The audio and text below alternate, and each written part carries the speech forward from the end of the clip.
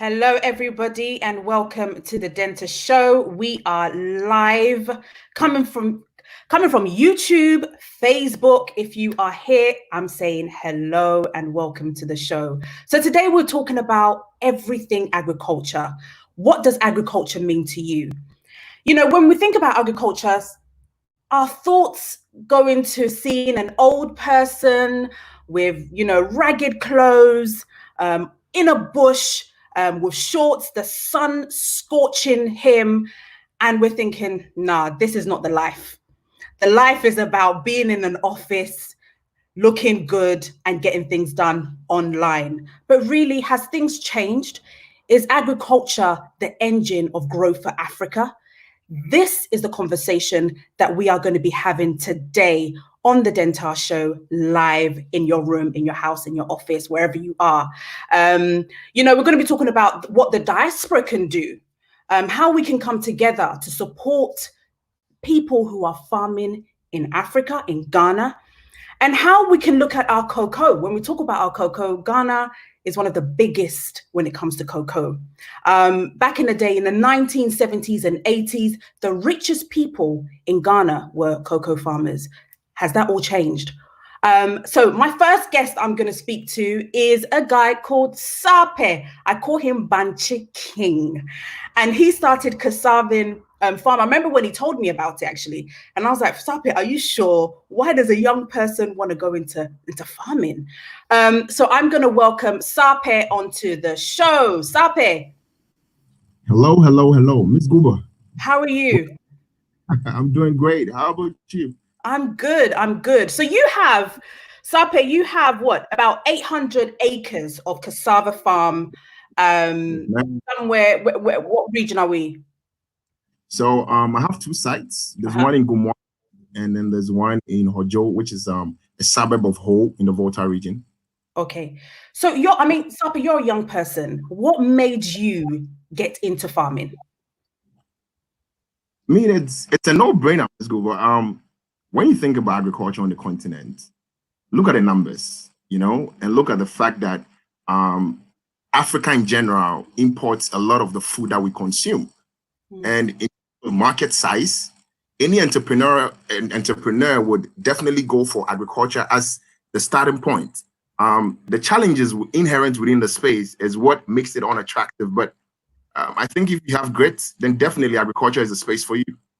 So, but doesn't agriculture isn't it capital intense, especially even with your cassava? I know that you've complained a couple of times about money, about the demand, and how if you were able to get funding, how you can scale up, because cassava can be used for so many things: gari, fufu, ethanol, glue, for medicine. I mean, the list goes on, especially when it comes to cassava. So how do you cope with it being so capital intense? I mean, the capital bit of entrepreneurship across the continent is like the major issue. Let's not even have a conversation about agriculture. Every single entrepreneurial exploit that you want to talk about, capital is the issue on the continent. We don't have properly structured financing for the different things that our young innovators want to engage in. And it's even more unattractive within the agricultural sector because it's heavily risky. A lot of agricultural projects have a lot of risk attached to it. So we have all these commercial banks out there who are not willing to lend money to people for agricultural projects because they are not willing to do the work that it takes for you to do agricultural lending. It takes a lot of hand-holding for you to engage someone in terms of any form of agricultural project if you want the person to succeed. And most of our commercial banks are lazy. So they would rather fund a project where they'll just sit back and then collect their cash. So it is a very big challenge. But like I said early on, you just have to have a lot of grit. You need to be very aggressive with your networking, understand what you're trying to do, and just keep that focus going. And at the end of it all, your network would determine whether you're able to attract that level of funding or not. Because I think that my network is what really I rely on when I'm raising funding for my projects, and it's done a very good job for me so far. Okay. I have hello. Hi, Hi. How are we? I'm doing well. Good, good, good, good, good. I just wanted to come speak to you about what you're doing in the agriculture space. hmm So, the work that we're primarily doing is in the United States, but we're looking to branch off and start moving forward with projects in Ghana, specifically the Volta region. Okay. So I'm looking at contacts right now to see who is African American, who's working on projects and have already established projects in the Volta region. Habishaw is a really great organization who has invested in building out some really amazing domes, like housing domes, different like natural building structures that can be used as granaries. And they also have a very strong project in the United States, specifically Atlanta, where they pull together these urban agricultural projects. So I'm trying to definitely solidify that connection with them. And I have a really good contact now. I'm actually in Atlanta right now. So to kind of develop that relationship. But yeah, I'm definitely, that's the area that we're in, which is more local, small farmers. Okay. Um, yeah. Okay. All right. Hope that- I'm gonna thank you so much. I'm gonna speak to Michael. So Michael, you're based in the USA. You have a company called API in Ghana. You were the first to export pineapples from Ghana to the USA. What made you come to Ghana in the first place as somebody from the diaspora who's not Ghanaian, who's, somebody that lived in America all their life? What made you want to invest in Ghana? That's a very good question. One of the biggest things that I looked at when I first came over, I actually was doing some business in Barbados before I came to Ghana, and I was reading some scriptures in the book of Deuteronomy 11 chapter, and in that chapter it talked about a land that God had His eyes on from the beginning of the season to the end of the season with rain from heaven. And so there was a pastor by the name of Pastor Reverend Lowe in Chicago, because I lived in Chicago for 20 years before I moved back to the East Coast where I'm from. And he basically said, hey, listen, there's a place that you need to come to and look at. And this was like 25 years ago when I first stepped into Ghana. And I was there from the beginning, when, Ghana Airways used to come out of DC and New York and what have you. And so when I was there, it rained that one night because I came during the rainy season. It rained so heavily. Mm-hmm. I was like, man, what is this? And then, spiritually, it was like, this is the land that God was talking about. So a colleague of mine down in Kafujua said, hey, listen, we went down to, we was first going down to the Cape Coast area just to kind of look at the slave castles, 25 years ago. And then that,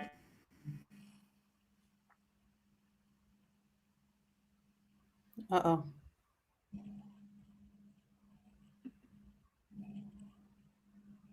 Right. Seems we have lost. Okay. Have we got Michael back? Yeah, I'm there.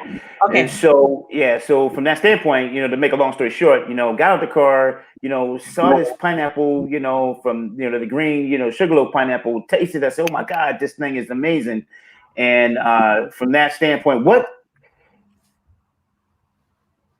I think I have. Okay. Michael's back. Here we go.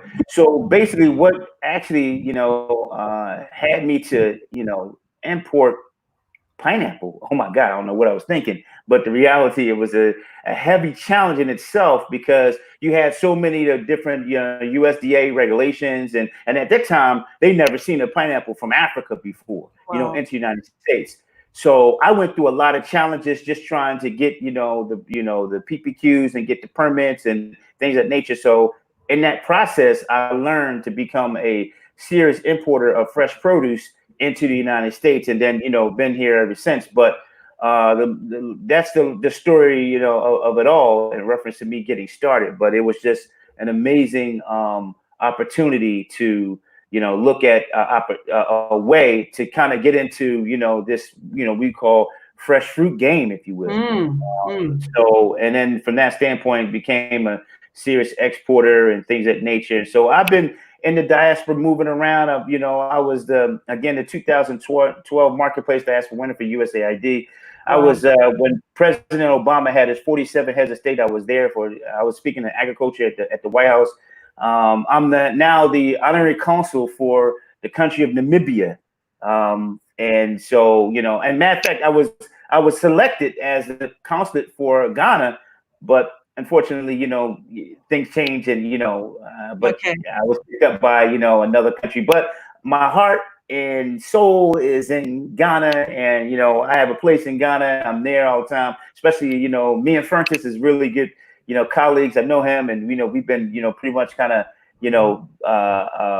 been around for some time. So it's amazing. It's an amazing opportunity. Yeah, but we got a lot of work to do, and believe me, and we're going to get to that. I just want everybody to kind of introduce themselves, and we'll get the conversation going. So I have the honor of having the Minister of Agric, who I had the privilege of actually sitting on the flight with her when I was going to Sierra Leone with my friend Derek, and we had a conversation all about her rice plantation. And then, now down the line, she's the Minister of Agric in Liberia, and it's an honor and a privilege to have you on, Honorable. From the conversation that we had about rice and your passion for it, I just remember your passion for rice. And when we look at, rice in Liberia, you guys eat a lot of rice. When we look at ECOWAS, when we look at the ECOWAS countries, you guys probably eat about 100 kilograms of rice a year. And now you are producing about 40 to 50% of rice in Liberia. What would you say are some of the pros and cons and the challenges that you're facing in the industry? Well, thank you, Denta, and thank you for thinking of me. As soon as you mentioned that fateful flight where we were exchanging on agriculture, I remembered you and your friend Derek, who were traveling. So thank you so much for inviting me to the show. Thank you for coming. Last thing I would have thought that I would be sitting here as Minister of Agriculture. I know, congratulations. Wow.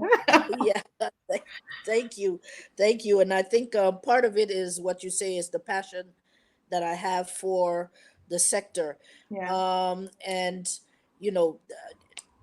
your other guests have mentioned already some of the challenges that we face with agriculture. When I met you, I was in the process of exporting to the U.S., rice, the red rice to the U.S.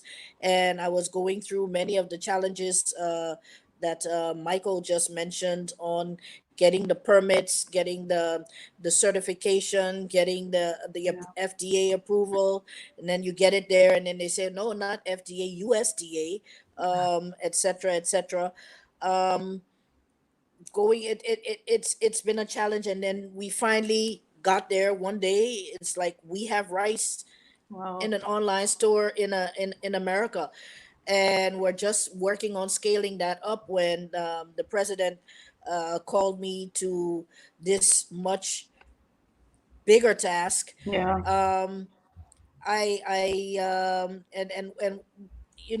I took office maybe 2 weeks before we had our first COVID case.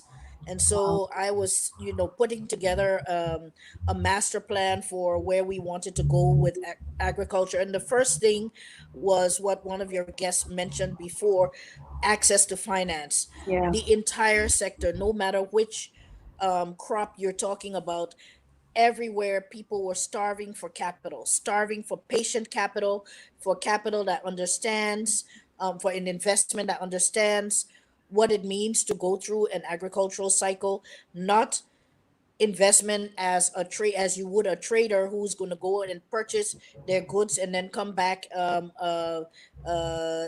repay in 6 months. But that patient capital, That was the first challenge. The other challenge is the discouragement, the general discouragement, because it's very hard to keep doing these things, and not having markets, having dealing with broken value chains, supply chains. um, it's really really challenging. So we were looking at how we could expand cultivation, give people, motivate people to plant more, motivate people to process and try to repair some of the value chains that were that needed fixing. Mm. And then we were hit with COVID, Yeah. and here we are.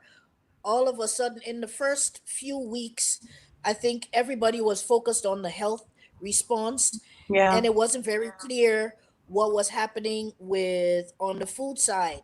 And Yeah. so, we were going into lockdowns and movement restrictions, and everything was all about keeping safe, from the COVID. So stay at home.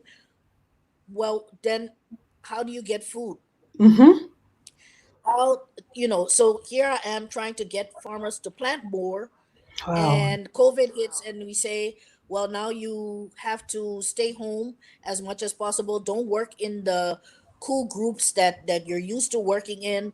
um, we're not mechanized with our farming systems. So that was the first challenge that I saw. And then the second one was, um, food stocks diminishing, as across the world people were shutting down airports, seaports, Yeah. closing down factories. And I was like, whoa, this is something that we have not seen. Yeah. We've In Liberia, we've been through closing down our airport and our Yeah. seaport for whether it was Ebola, whether it was war, but Mm. the rest of the world was still functioning. All Yeah. of a sudden, we're in a situation where everybody is saying, hey, yes, I know I used to export, but for right now, everything I have, I'm keeping it because I don't know what tomorrow is going to bring. Yeah. And so here I am, new Minister of Agriculture, faced with this huge challenge of, we've got to increase our food stocks by any means possible, Mm. from planting to, boosting imports, shoring up what we have, make sure that everybody has something to eat. We're facing the rainy season in a week or two, Wow. because it's already started raining here, and that's the time when farmers need to plant now. And we didn't have the capital; nothing was lined up yet. So that's where we are right now, and but it's coming together, and I'm still very, very optimistic and passionate. I'm very sure that we're going to find a means across Africa, not just Liberia, but West Africa in particular. As Mm. we go into our planting season, we're going to find a means to boost our own stocks and learn self-reliance by Yeah. force. Yeah. Absolutely, absolutely. I'm going to invite on Furtis Miller. Furtis, you mentioned about value added, and this is his specialty. He's been doing this for over 20 years. Furtis, what do you think about food security?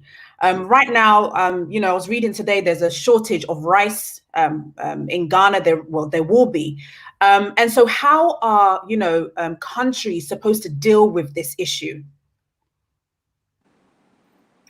Thank you for having me on the show. Just to give you a bit of background, I've worked throughout the African continent. I first started working in Nigeria, and then worked in Southern Africa for about 17 years, East Africa in Kenya, Ethiopia, and Tanzania.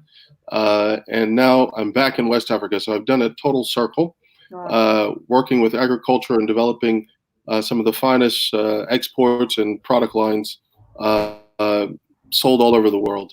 And I help companies pull together their complete manufacturing operations, from sourcing equipment to doing their phytosanitary compliance.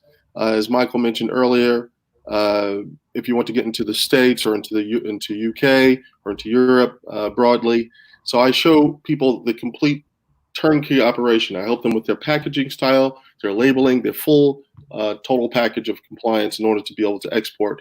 And I get involved in the agronomic side of the equation oftentimes, but and in the case of Ghana, I spend a lot of time doing that now for the Ministry of Food and Agriculture, and addressing what the minister has just mentioned now. The minister, you're the minister for Togo, am I correct? No, Liberia. Excuse me, Liberia. Liberia. Yeah. Liberia. Yeah. So these issues we try to address directly. To address your question with regard to rice in Ghana right now, given that it is rainy season and planting should have taken place, it should be underway. There's an issue with labor. There's a complication because trying to get labor to come out in this COVID-19 epidemic is a real issue. And it's something that we're really looking at trying to address, and this could become a persistent problem. And I've been receiving notifications about this in other countries. And so students, in some cases, have come down from the north into certain regions in order to assist in planting and things like that. So the labor issue, I just want to touch upon the labor issue. Also inputs. Inputs are hugely important in order to be able to take advantage of what's taking place with the seasonality and the rains coming. And so the cost of inputs have increased in some cases. And there's always been an issue across the board in trying to obtain quality inputs of seed and fertilizer. So the good thing is that in the case of Ghana, they have a very good program, Planning for Food and Jobs, that's targeted in providing fertilizer and seed. So this is an ongoing initiative that's been operating now for about 3 years successfully, that has enabled Ghana to have some surpluses. So within the rice value chain, I spend a lot of time with a lot of specialists in rice to address exactly how to attack this issue. And so we're really encouraging everybody to plant. And because of the great demand already for Ghanaian rice, for the red rice, it's a fantastic opportunity. And Ghana has had a great public relations campaign that has really enabled Ghanaian rice to be preferred as opposed to the import rice coming from Vietnam and Thailand and other places. And you must consider the differences taking place in these areas. I want to point out something, and this is the reason why Nigeria had that embargo on the rice coming through from Benin, because in many cases there was a measure of dumping taking place, and this was old rice, that was perfumed rice that was used to, in some cases, this rice is quite, you wonder why you have intestinal and digestive problems. I don't want to unpack all of this, but some cases, old product is sold and dumped into Africa. You need to be aware of what you're buying for the importers that are buying this foreign rice. So I advocate in its entirety that Africa has a capability of producing at a level never before seen in a lot of ways. It could be the breadbasket, as the minister has mentioned, and as Zimbabwe once was. So these are the things we try and tackle. I'm going to leave it there, but I have a lot to say around it.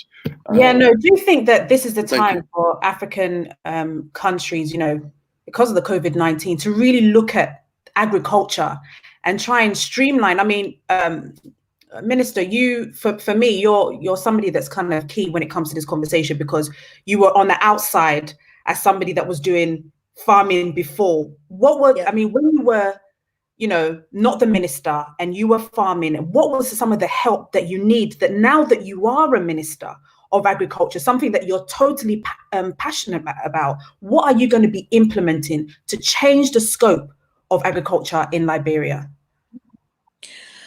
Oh, wow. The thing is, you're absolutely right. When the president first asked me to take this post, I was like, oh no. I'm just fine in the private sector. But then as I thought about it, I thought of all the things that I've been advocating for, that all of a sudden I will be in a position to make change, to do, or to make sure that it gets done. Yeah. And I think that was the most enticing part of getting on board. Several things. One is being at the vanguard of this push that Fertis is mentioning, to produce like we haven't produced before. I mean, we have the possibility.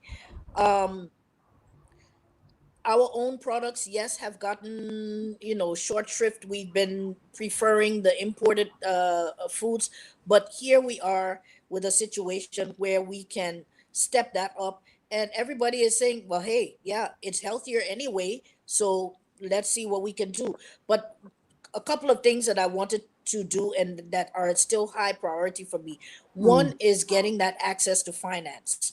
That Okay. access to finance for the farmers, for the processors, the producers, and getting it in a way. I mean, it's not just that the financing is not available. It's also the management of the financing from the lender side or the investor side, as well as from the producers who are taking on the finance to be able to manage it, and make it, give returns. So the access to finance was one. The other was mechanization. And this is something, I mean, Liberia is dead last probably on the continent in terms of tractors per capita, or tractors per hectare, or tractors per anything. We just don't have it. And why is that? Is because our topography, we're a tropical rainforest country. Most of our country is forest land. So when you go to do agriculture, you have to clear trees, and you have to de-stump.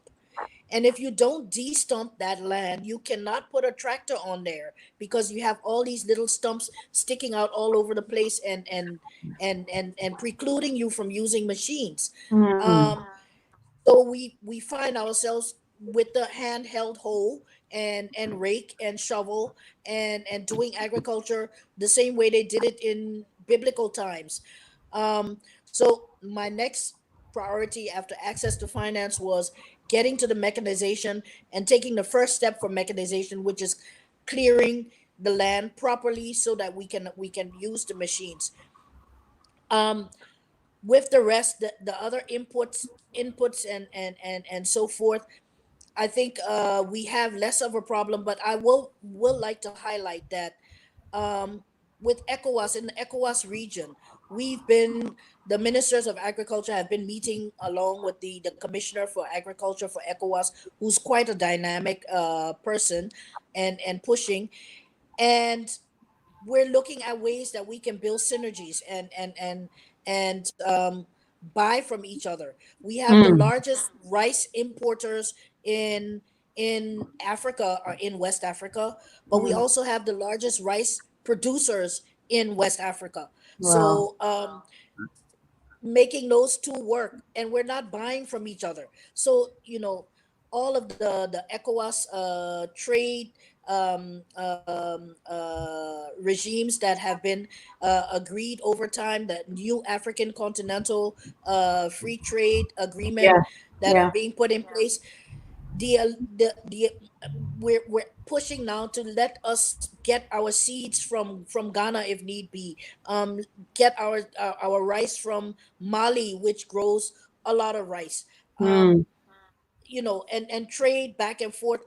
And just in this region, we can satisfy our own market. We don't all have to be importing Yeah. from India and China Very and Vietnam. So if Liberia is a small population, even though we eat a lot of rice, if we grow more Yep. than we can eat, we have other people next door who eat a Can, lot yeah. of rice as well. Yeah. So it's those are some of the priorities that we've been looking at. Awesome. Do you ever foresee us not banning, but like reducing the amount of imports that we have in Africa? I Because think even with the COVID is rice making that industry, even with the rice industry, I think you import nearly at least 200,000 worth of rice every year, right? we import as about 200 200,000, 200 200 million, million million, dollars worth of 200, yeah, rice million, every. yeah, Yeah. yeah, Yeah, we which is a import high amount. about 60-70% of Yeah, what we consume in rice, yeah, in Liberia, which is a lot for Liberia, but generally speaking, it's nothing compared to what Nigeria, for example, Yeah. would be importing Yeah. with their 20 times our population or 30 Yeah. times our population. So COVID and some of the, maybe I'm just an optimist, and I'm a dreamer, and all of a sudden I see pathways opening for us to be able to produce what we eat and what we import, what we have been importing over the years, because almost everybody you talk to says, you know, we should be eating what we grow here. Yeah. It's not just Ghana that, Yeah. you know, people started to say, but you know, this rice, India or China has a 50-year stock. Is this the most recent rice that they're giving us, or is Yeah. this the one from 50 years ago that we're Fucking getting? one. Um, you That's right. know, and all the stories, etc., etc., and everybody Yeah. is becoming more health conscious, more aware that what we grow here is of superior quality to what we've been importing. Yeah. It tastes better, it's healthier, it's just better. Mm. So all Yeah. of a sudden I'm More seeing a nutritious. glimmer of More light at the nutritious. end of a tunnel, a very long tunnel. Mm-hmm. But it's looking doable, and it's not Mm. just for Liberia but across Africa. I think people are looking in and saying, hey, well, why were we doing it this way when we could have been doing Could've it done it. the other Yeah. way, the way that we used to do it? Yeah. So Absolutely. I'm going to invite Kofi and Ku on. Kofi, you're on mute at the moment, so if you unmute yourself. So Kofi Anku is into real estate. He's also an agric investor. He has commercial greenhouse, which produces tomatoes, which is given to Malcolm. Is it Malcolm? Yeah, Malcolm in Ghana. Kofi, you know, this conversation about, you know, agriculture and the future of agriculture. How do you see the future? Well, I think when you're talking about agriculture, you have to get granular because it's a huge industry. And for me as an entrepreneur, it made sense to focus on fresh vegetables because I'm not competing with the imports. Right? Whereas if you're looking at industrial tomato farming and you've got cheap tomato paste coming in from China and from Brazil, it's very difficult to run your business. So we found it challenging on the production side because the tomato is actually not a tropical plant. It's it does well in temperate zones. So the majority of research in terms of seed development happens in climates like Italy and Spain. So we've been looking at different seed varieties, but we've been able to scale to about a 5,000 square meter greenhouse, and we're supplying fresh veg on a weekly basis to markets here in Accra. Okay, so how much are you producing, and what's like, how is it like doing tomato farming? Well, it's a very intensive crop, and what's good about a greenhouse is that it allows you to produce, particularly when the market is highest.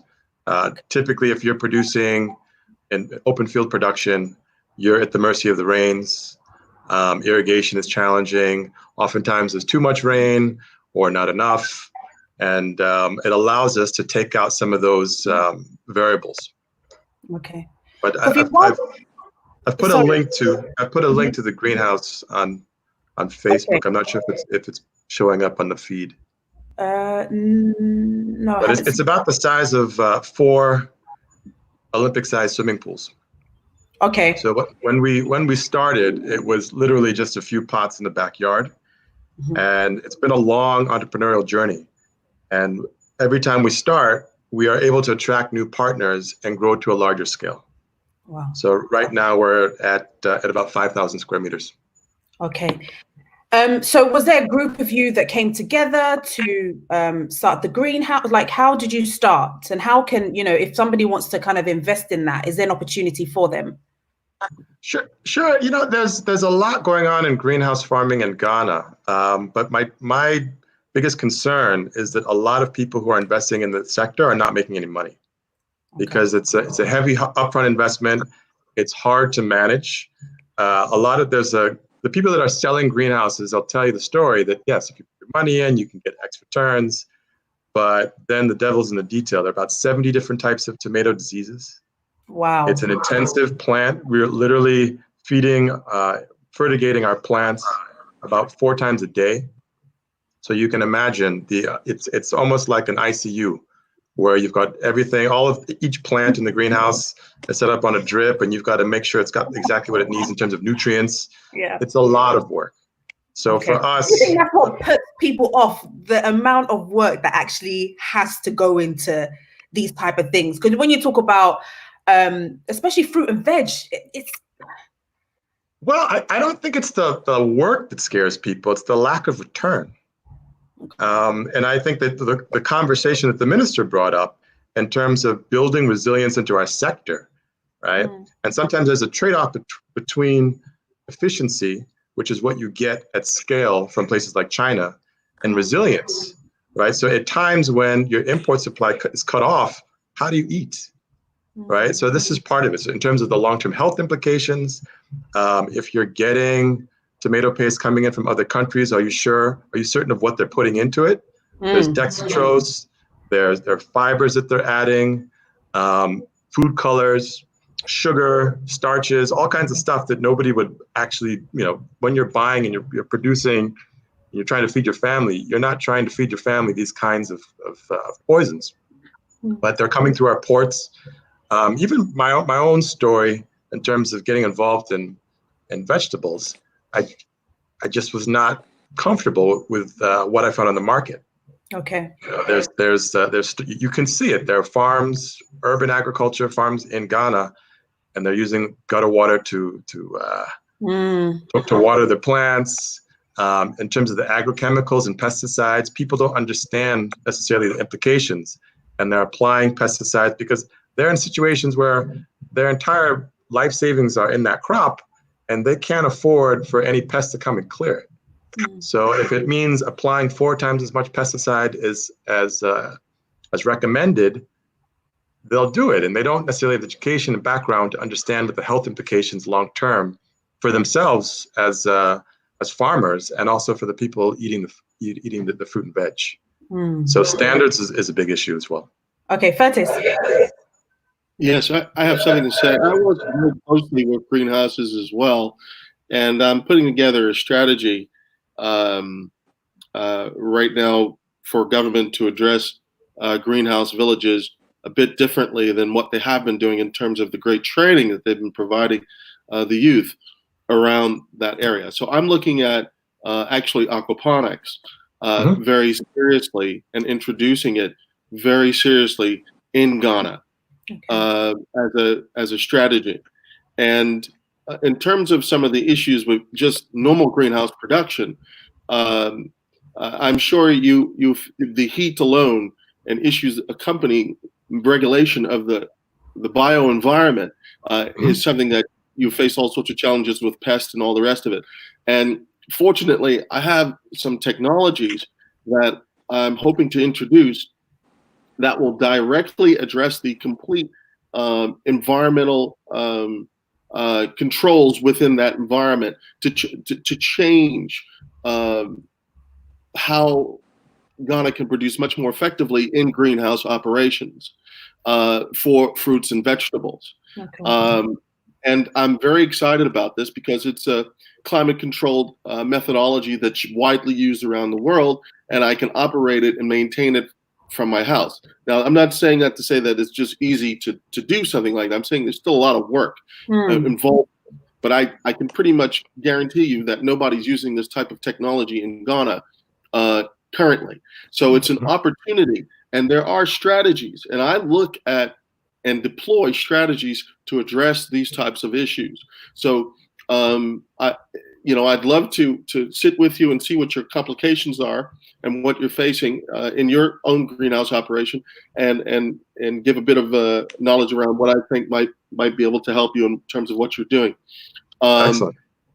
Continuing on from that, I wanted to add to the minister, as I mentioned about aquaculture, aquaponics. I received a call this week, in fact, from a HICOM in Malaysia that represents Liberia. And he expressed to me how he's courting investment for Liberia, for you in agriculture. I just want to tell you that. And I think it's really wonderful. And so I would like to connect the dots a little bit with him, because Malaysia, they're highly skilled in a couple of different areas in the agricultural arena. Palm, of course, we know, which actually came from the Ghanaian palm, but I'm not going to go there. But there is a lot of opportunity and synergy there. But fisheries and aquaculture is what I would love to see really grow in your parts of the world, because I think there's a golden opportunity for improving protein in that region and tackling that.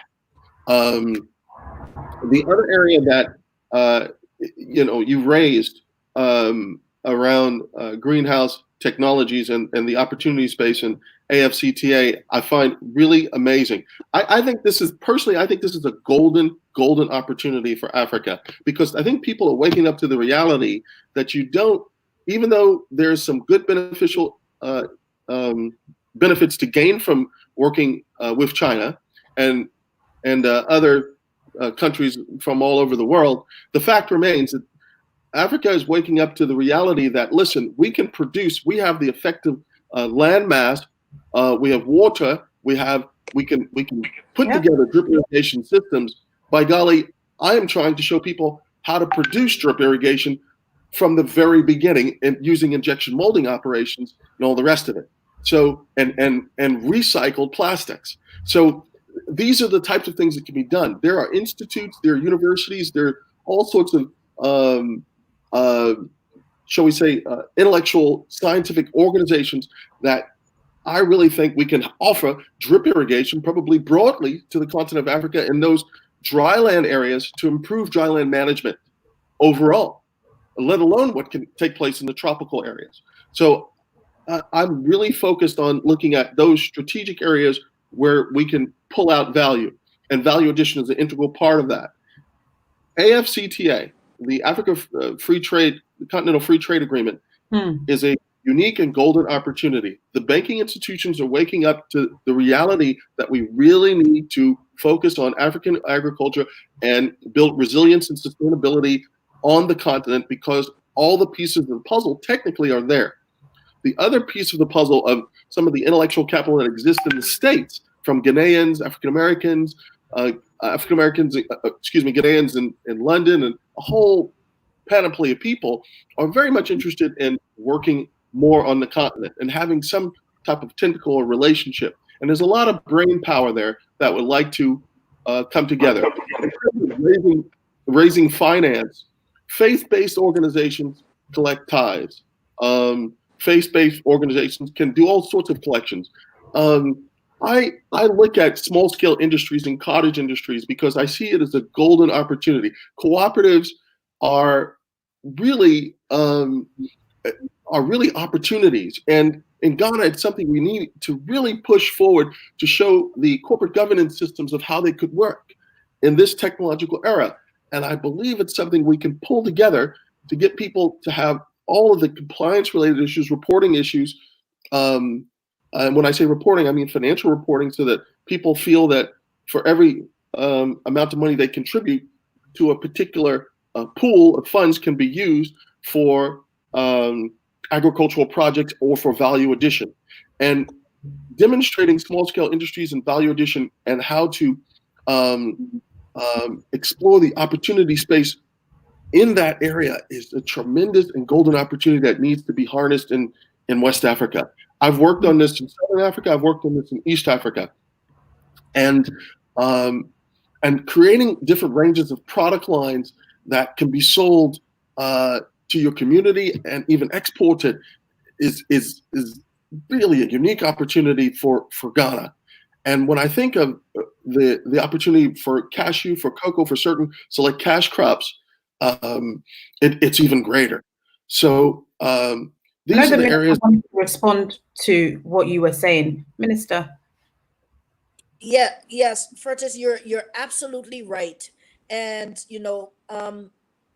the value addition that's possible, but I'll tell you something else.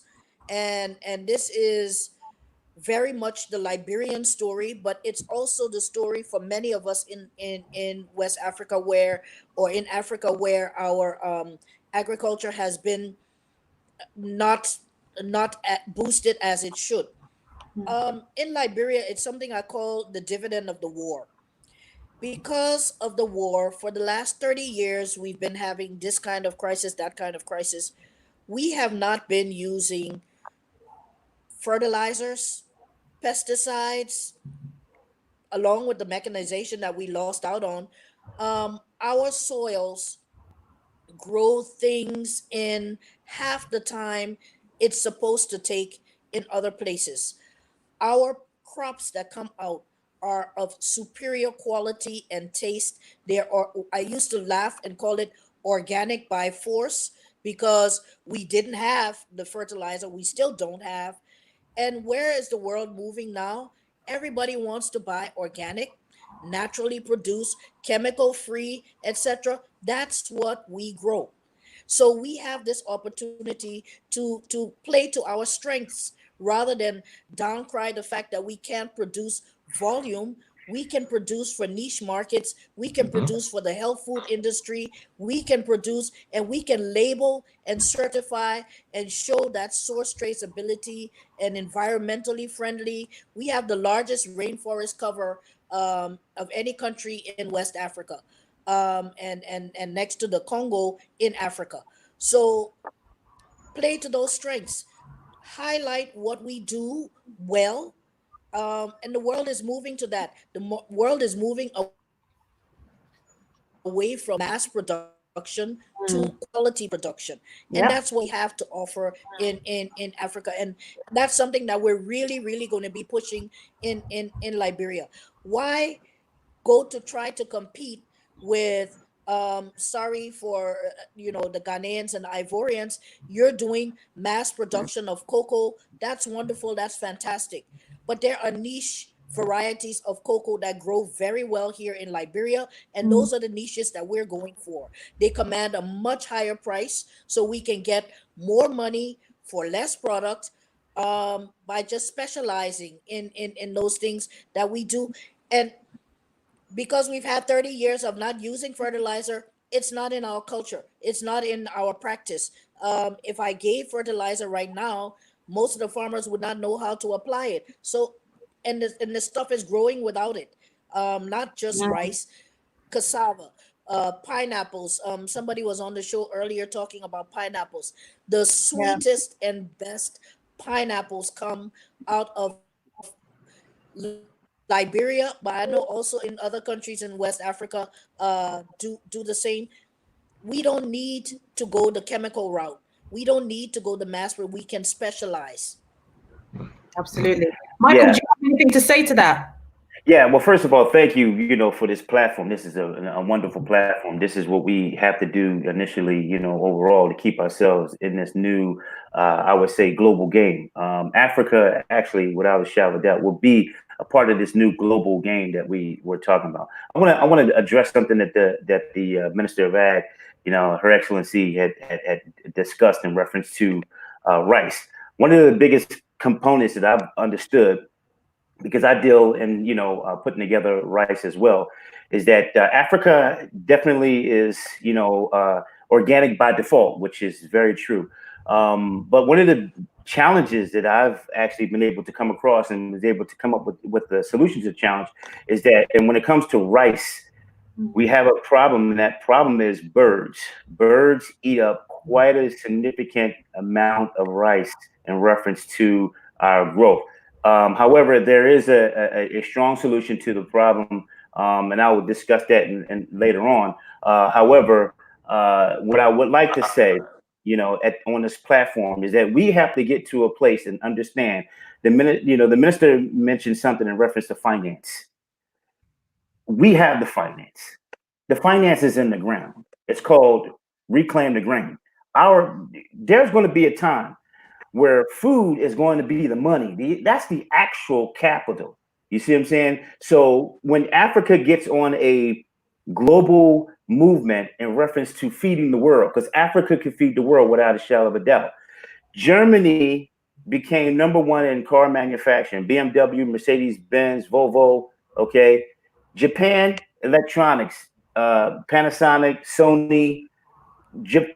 China basically is the manufacturing for the world. The question is, what can Africa do? Africa can feed the world. We basically have all the organic opportunities and substance to actually feed the world. And there will come a time where the food is the money, where it was before, it shall be in the end. So this is something that we need to really focus on some things. Furnace is an excellent, a person who has been in the game for a long time. His knowledge base and the things that in reference to how to put together strategic plans to move forward, how we collectively can put ourselves in position. My brother in reference to organic tomato growing, we have the ability. The question is, I'm about to put together a program here in the United States, and I'm going to go to these banks here in the United States and say, listen, you basically, what we just saw with this pandemic, you basically don't have a choice, because the fact of the matter is, you go to the grocery stores here in the United States, the shelves are becoming very low. Now we have another pandemic like this again, God forbid, because guess what? There is something that we will all be facing, and that's something in reference to starvation around the world. Now they can get by with a few, maybe a month or so. As I mentioned earlier before, it was Egypt. Egypt had 4.6 months of wheat and 3.5 months of rice in their storage. Okay, basically it's all out. So again, what the honorable was saying in reference to how can Africa become a part of this global game? Well, we're in the global game because now we just need to come together collectively and say, okay, the money is the food itself. So with that being said, we have this grand opportunity now, and these platforms that we're on right now will then, shift the diaspora and shift the dichotomy into a different direction. And they need people like us who basically are in the game, that's out there, can tell you pretty much, what needs to be done, what direction. And my hats off to the minister, because I mean, Minister of Agriculture, because the reality is that she pretty much understands what needs to be going forward. So, and with that being said, that's and I have to have my hats off to the Minister of Ag, because you guys have a very special pineapple. It's a red pineapple in Sierra Leone. We call this the fire engine. Liberia. She's from Liberia. Liberia. Excuse me, Liberia. Liberia. I'm sorry. Yeah, and so Liberia has a very. We have it. Oh, Yes. okay. Yeah, you have that fire engine red pineapple, I tell you, and it's right next to Sierra Leone as well. So in Liberia, basically, like you said before, we have the expertise, and there is a niche market here in the United States, because that pineapple that I moved from Ghana was a specialty pineapple, and that goes into what we call the exotic fruit market. And with that exotic fruit, because there's no other product like it, what you have basically, you can get a higher price. So it's basically putting together the the opportunities to come together and see if we can put our synergies together to do this project. So absolutely. So Minister and Kofi, you have a question on the screen at the moment. I don't know whether you can see that. I can see it from Abby.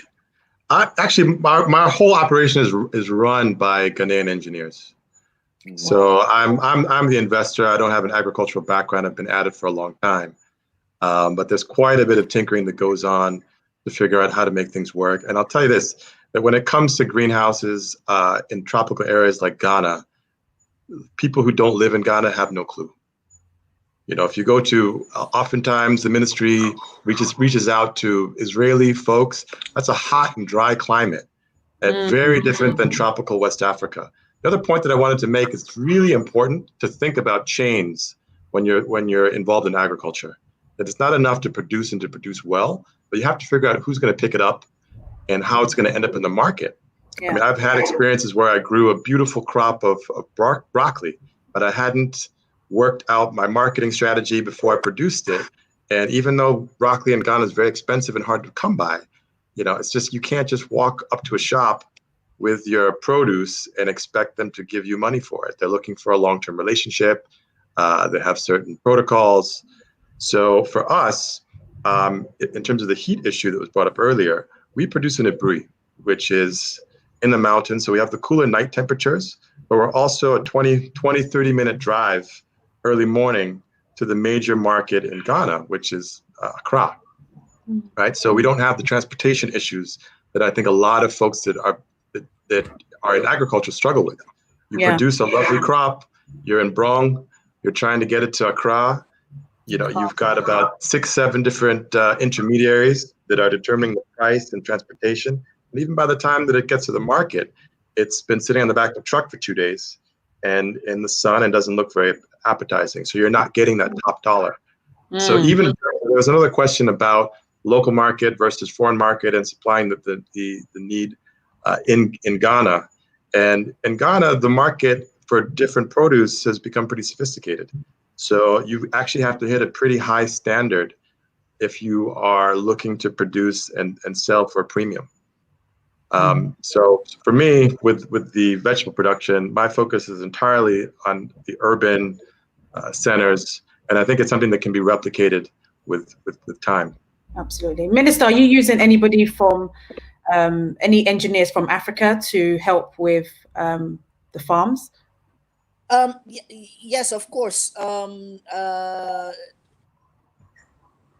Of course. So our first priority, I mean, I'm the Minister of Agriculture, so I'm not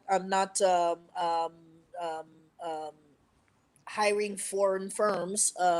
We have very well qualified people.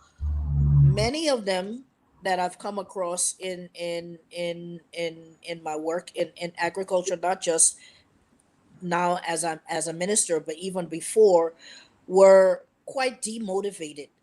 And it goes back to that question. There was a question that somebody put there. Why do people talk about exports rather than growing for the population? We've tried it all. Everybody here has tried it all. It's so difficult to compete with cheap imports. No matter what it is that you're doing, and especially when you're trying to grow for quality, you will sit down and have, my first few years doing the rice business, I would go from 1 week where I'm panicking because I don't have enough rice and I've got all these orders and I've got to fill them, to the following week where I have too much rice and I don't have enough orders. And I mean, just going, high and low, high and low, high and low, that takes a toll. And finally you say, okay, I need something that's sustainable, that's predictable, not only in terms of the quality and the consistency, but I need to know when I've invested this, that I am sure I will get this price. I mean, just for doing your business plan, or if you want to go to an investor or to the bank, you have to show that kind of consistency, not the reality that we face of,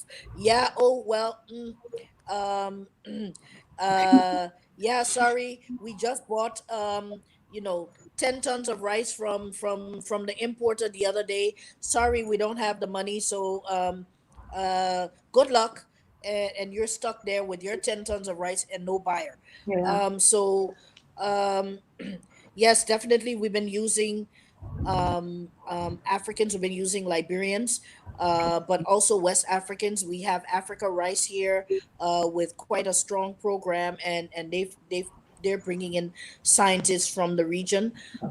We have several other organizations that also prioritize scientists and engineers. It's not just engineers, farmers, agriculturalists from the region. So that's a given. I just wanted to say something else about the value addition.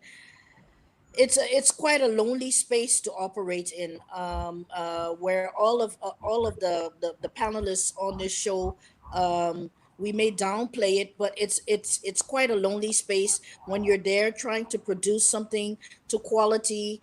And my hat's off to I think it's Kofi who's doing the greenhouses. Yeah. My word. Yeah, I know the suffering and the pain. Yep. Like you say, it's like putting your plants in ICU. Yeah. And Yeah. you can't afford to miss a day and say, no, I'm not going to the beach right now because I got to make sure that these tomatoes don't die. Yeah, Yeah. people And don't we actually realize have, how much work Minister, it takes. And not to cut you, what I find, not to cut you, we actually have one of the biggest, or the biggest mango plantation in Ghana, Mr. Davis, who's just joined us. And obviously, I'm sure he's going through the same type of things that maybe Kofi is going through. How challenging is it to have a mango plantation of your size in the eastern region? And how have you been able to maintain it? Yeah, thank you very much, Data. And let me say good evening to my colleagues and cherished viewers. I think I've always believed that agriculture, I've been believing in, I strongly believe in agriculture-led industrialization for Africa. And having said that, COVID-19 has really exposed lots of weaknesses in the sector, and also has also brought to light numerous opportunities still available for for agriculture to act as a springboard for Africa's growth. So for me, I think that is one thing we need to look at and also capitalize on. I've listened to most of the conversations, and I think that most of the things almost each and everybody is saying is not new. But the issue here is how do we tackle it? That's the most important thing. Yes, it's not new at all. And one will ask, before I go back to answer my question on mangoes, one will ask, the main thing is lack of investment in agriculture in Africa. That has been the main thing. Because if you even take Maputo Declaration, for instance, how many African countries have been able to meet their 10% budget allocation towards agriculture? I know Ghana has done more than 10% now. I checked some figures this afternoon and I realized. But then the issue is how many, and that has been a problem because lack of infrastructure, i.e. roads, storage facilities, and the likes are one of the issues that is impeding our growth in Africa. And again, you also understand that demand is what influences movements. So it means that what normally happens is if everybody is talking about rice and that is what we think is moving, then that is what we need to put our money on. So somebody's talking about greenhouses and the likes, because then it means that we move from our old ways of doing things to another way, because the best we need to do is to take it as a business and make sure we deploy all the arsenals and make it work. So I think agriculture basically is one of the best things, the noble ventures. I went to agriculture. I decided to embark in it because it is profiteering, depending on how you see it and how you do it. But then it is one of the jobs which is equally a power to the oil industry and financial industry. You need to be well disciplined before you can venture, because it is not something that firefighting can never help you succeed in agriculture. Like you said, I have been into mangoes. I have mango plantation in the eastern region. I also do in Upper East, that's Nabrongo to be specific, and Dabuya in the north, where in total we have almost 5,000 acres. We also produce maize and sorghum for Guinness. We do a bit of local rice. But the challenge is, I mean, if you ask me, there are a lot of challenges, and I wouldn't want. I've been saying that, look, you where you have challenges are where opportunities are. Yeah. And this is where we think that people should come in, because if you look, all government needs to do is to create an enabling environment for each and every one to be able to work. And I believe that we need to look at our policy frameworks and other things which will drive or make sure it will attract a lot of investors? Because I know people have money, but as to how and what to do to invest has been a problem because of the policies, the frameworks, and the likes where we need to look at. Because, for instance, if you walk to the bank to go and borrow, and you are going to borrow at 28, 30%, I don't know what you could use. What sort of funding are you looking at? You end up, working for the bank and eventually maybe kill yourself. Kill yourself in the sense that they'll come for your everything. Because I think I have always been speaking for single-digit interest rate, where special purpose vehicle is being created for agricultural value chain, because people perceive agriculture to be only tilling of the soil. It's a whole value chain. It's a whole value chain. A whole value chain where the youth exiting the universities can get a lot of job, logistics, input dealership, certification, a lot. They can even come together and form company to start doing something exporting, because Ghana, for instance, we have 6 hours you are in Europe, and if you are going by sea, maximum of 18 days you are in Philistine ports, Rotterdam, and the rest. So you could ship in volumes through sea, and you can also go by air to penetrate the market in any way where I think that the youth can take advantage to do something. So I think that I heard somebody talking about greenhouse. These are one of the things we need to educate our people. Aquaponics, the greenhousing, and another thing where our youth can take advantage. Because don't get me wrong, but then if you look at the aged youth population in agriculture, it was 70-30. If we don't really encourage our youth, motivate them to move into agriculture, in the next 5 years, we'll never have anything to eat. Currently, we're all talking about COVID-19. What happens if we don't get ourselves prepared, if we don't really work on agriculture? In any case, if we get other people surviving after the next 2 years when COVID is over, then hunger will end up killing everybody. And these are some of the things we need to look at. But there are a lot of parameters we need to look at to be able to achieve most of the things we want to do. And that is where I think that regulatory frameworks, policy, directives, and other things need to set things straight. Because, for instance, like I said, everybody knows all these things we are saying. The biggest issue is the investment. The biggest issue is investment. And we don't have whether any investment, lack of investment across board, both technical and financial, is one of their major problems. We have good people. If you come to Ghana and Africa in general, we have the weather, we have advantage on weather, we also have water, we have land, and everybody, our human resource capacity is also very high. So I think we should be able to do something, and let's take advantage of this COVID-19 to sail through all the opportunities which is available, and make sure that we invite our youth to participate in agriculture. That would be my advice. Mango, yes. Sorry, you mentioned the youth. But are the youth interested in agriculture? That is the question. The problem is agriculture is perceived to be something that, because currently everybody, when you listen to people say that when I go on retirement, then I start agriculture. Is it right? And basically, you can never get anything. And I tell them, they can bet it. You will never get anything when you go on retirement before starting agriculture. Do you understand me? So it's perceived to be any menial ordinary job, but it's not. Because take Ghana, for instance, we're doing a lot of rain-fed agriculture, not even, but then water beneath is always better than water from above. And so these are a lot of scientific facts that will drive the youth into it. And again, do we have any incentive for them? That has been able. They've not seen real role models. That is what I think. So if you get them to see role models where they work close to those role models, they are being mentored.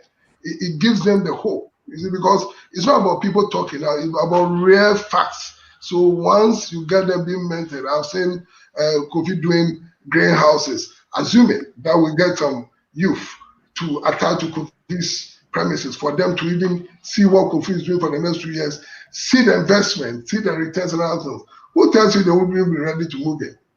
And again, one other thing also, back in the school, I think nowadays they don't do it, but years back, anytime you are school and they want to give you punishment, the first thing they will ask you to do is go and read. So that seen that a punishment. He thinks it's punishment. So I think that there are two ways in inviting a youth.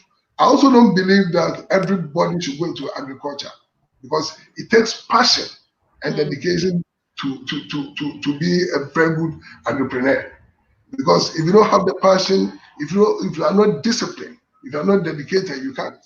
So the issue of maybe everybody asking every youth to go to agriculture, I'm against it. I mean, even for those who really want to go into it, but you can only get them when they go through mentorship. Like I said, when you have role models, they see them making real figures, not paper figures where they can't really justify.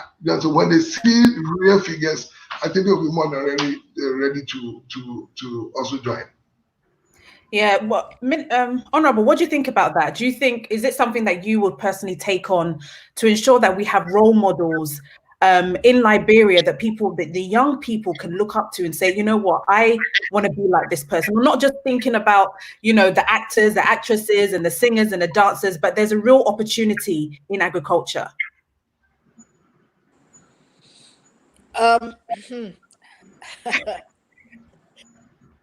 It's you have to demystify agriculture and maybe change the narrative a little bit. What I was just hearing, let's take the fact that we talk about value chains. Somebody said to me recently, and I think it's so apt, every link in the cell. So where you say for agriculture, I can take rice because that's one that I'm quite familiar with, but any other one. So the farmer plants it. Somebody has to get the seeds to the farmer. They have to get the tools to the farmer. That distribution is part of the planting link. Then he gets it out. It has to go to the processor. So there's transporters that take it there. There's people who package it, who have to manufacture the packaging, whether it's the bags. There's people who have to print the stickers or the templates or the logos or whatever. It's a whole series of things. The people who have to package it, seal it, and then price it, and then take it to the market. For depending on the kind of food, sometimes there's processing of the food, grinding it, or parboiling or cooking it. There's so many aspects to agriculture that we don't often think about. And now we have things like we have this telephone. That's there's so many opportunities there for let's say transferring money, getting inputs there, getting information, getting watching YouTube videos, etc. There's drone technology that's being used in smart agricultural practices that are taking over, particularly the Western world. But when we talk about mechanization, you want to see the youth come, particularly the young men. You go and put a machine somewhere there. Anything that looks like a motorbike, they're there. Anything that looks like, it's got some machinery, you have to turn a key and start it up, you will see them coming. So there's lots and lots of different areas. And as we grow our agriculture, it will be attractive. I think it's good for young women and young people to have a role model. I don't consider myself necessarily a role model for young people because I'm not that young. But for women, definitely. I read a lot of reports that tell me that 60% of farming is done by women. And I challenge those reports. Those are not true. It's like 90% of the farming is done by women in Africa. The men do maybe the heavy lifting of land clearing and things like that, Sure. but 90% of the work is done by women. But we have to elevate that. We have to give them the confidence to know their value and the role that they're playing in agriculture. I had to go in the field and start planting myself before I saw this, and can now confidently challenge anybody telling me 60% or 50%. I said that's nonsense. It's 90%. And we handled it from seed to plate, because we're the ones going to process it, we're the ones going to cook it, we're the ones going to serve it to you, and in the case of the children, we're the ones going to feed it to you. So Yeah. There, but women have to see their value and have to know their value, and that's something um that you can't say Yeah. only, and then it will happen, but you have to demonstrate it, and you have to elevate the women who are doing it. Um, um, and yeah, it's a huge task, but it's doable. So there are ways to attract the youth. There are ways to attract the women. Um, make it look interesting, but Mm. time after time after time, you Google agriculture in Africa, and you will see a wizened old person with dirt under their fingernails and looking Yeah. like, life is really, really hard. Yeah. How can that attract anybody? Hmm. So showcase the young people who are doing other things, like the people you have here on your show today. Showcase them. Let's hear their stories, and let's put their stories out there. That goes a long way towards Absolutely. attracting people to the sector. Absolutely. Tape, you're a young person and you obviously you do the cassava.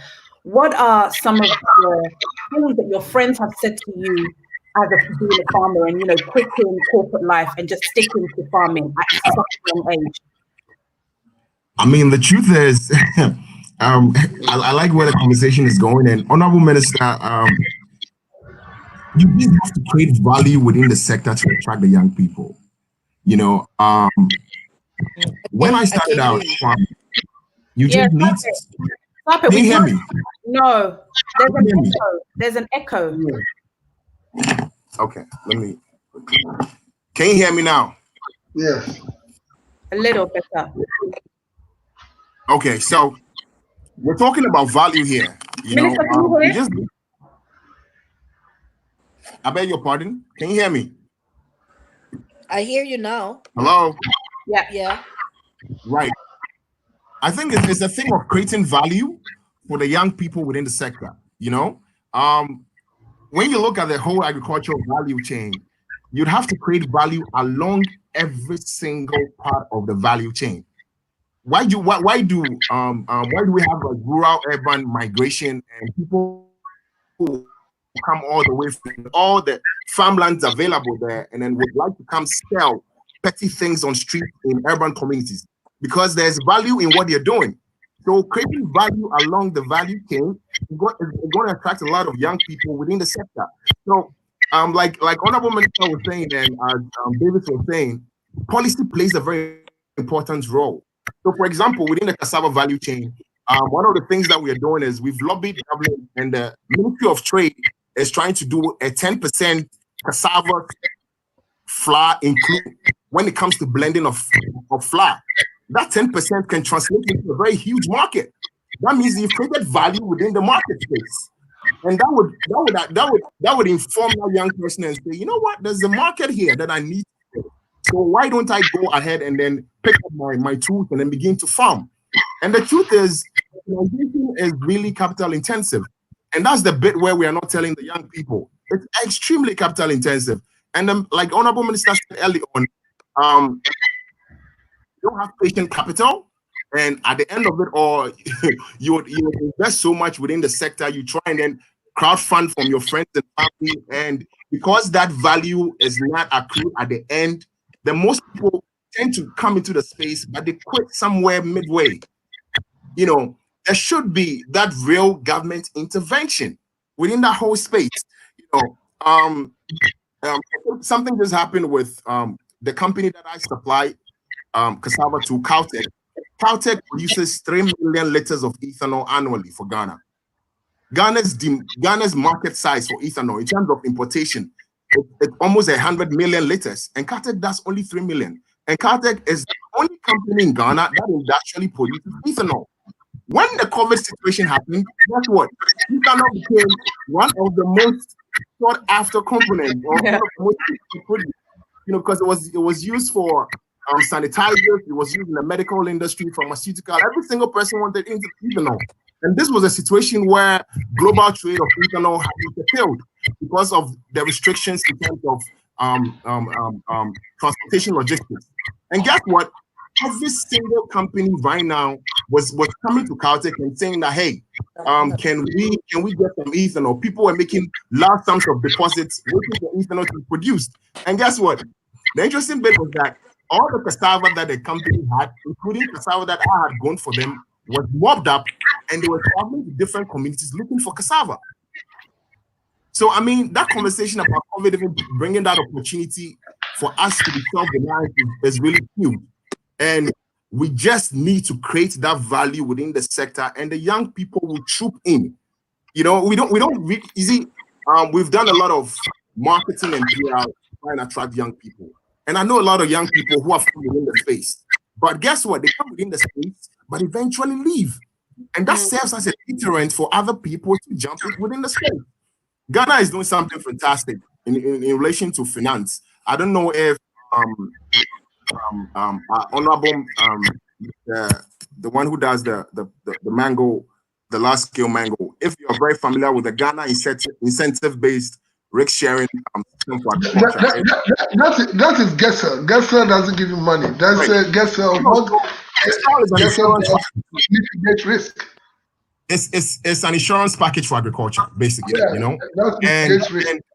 But guess what? It's interesting because Gessel basically cushions financial institutions so that they can lend within the agricultural space. Because of the risk. That is the more reason why I was saying that. Look, it's because of the lives of Gessel. That's what we are saying, that then the financial institutions should be able to lend at single-digit interest rate. Right. Because once the risk is being mitigated, then and again, Gessel is. They want to. They take about between 30 to 70% of the risk. So once all those risks have been mitigated, then it means the interest rate automatically needs to drop. But you see, the issue here is there should be a dedicated line for agri lending. That is the most important thing, where a special purpose vehicle is created. Without that, because I don't believe in us having new banks to establish agri banks. The other banks, all the banks around, can also take advantage. If government have a policy that actually says that, look, there's a special purpose vehicle in place, so every bank will be rated. If you lend so much to agriculture, you have this and a lot will be done. Because again, like you said, we have the youth who will take advantage, who want to take advantage. But the first question anybody will ask is, I became national best farmer at the age of 34 years, and people didn't believe it. And at that time, I had 1,250 acres of mango plantation. You understand me? I had at that time 1,250 acres of mango plantation. I was among the first 4 people to start mango shipment by sea in this country. Among the first 8 to be Global Gap certified in Africa. Yeah. So we're going to continue the conversation. I had a role model because my father was a politician, but I didn't meet him when he was a politician. I met him when he was a farmer, and I saw a lot of money he was making for my neck. So that's what I'm saying, that the youth, if we want to drive the youth into agriculture, then they need role models. They need role models. They need incentives. What will bring them? What will attract them? And we should also demystify the issue of asking everybody to go into agriculture where they don't have the passion, they are not dedicated to it. That won't work. Well, but when it's all said and done, that inherent value needs to be in there within the value chain, you know, and that would attract them to come within the space. Because if typically when I started out as a cassava farmer, I was supplying to Ayensu starch, you know, and Ayensu starch ran into troubles, you know, and I had grown about 200 acres of cassava. And guess what? Stop it. Wait 1 second. I've had the honorable minister for like an hour and a half, and I know that he's very, very, very busy. So, honorable, I'll just like you to, you know, in conclusion, what is the way forward for agriculture in Africa? What can we do to really get the diaspora involved as well? What are your last few words that you can share with us? So I'll let you go. I know that you're busy. It's a busy time, and then I'll speak to the guests. I'll continue the conversation.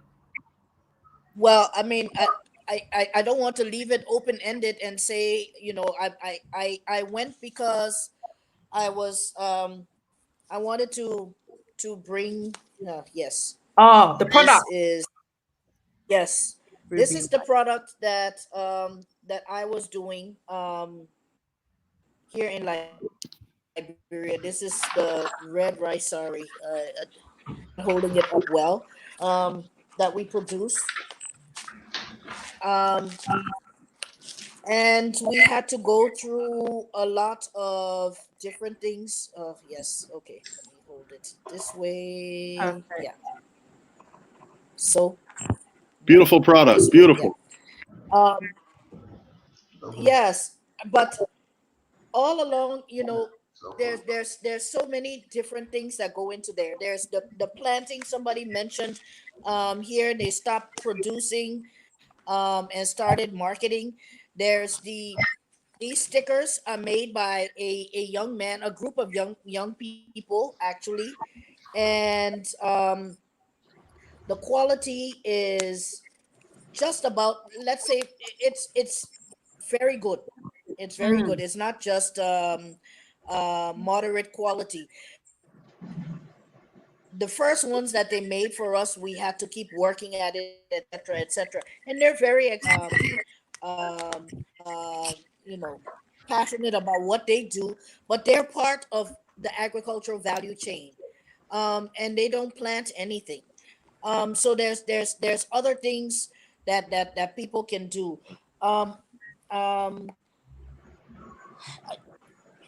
Somebody asked, where can the youth start? Yeah. And, you know, I'd be a hypocrite if I told you that in my youth that Minister, we're losing you. Sorry, can you repeat that? We lost you. I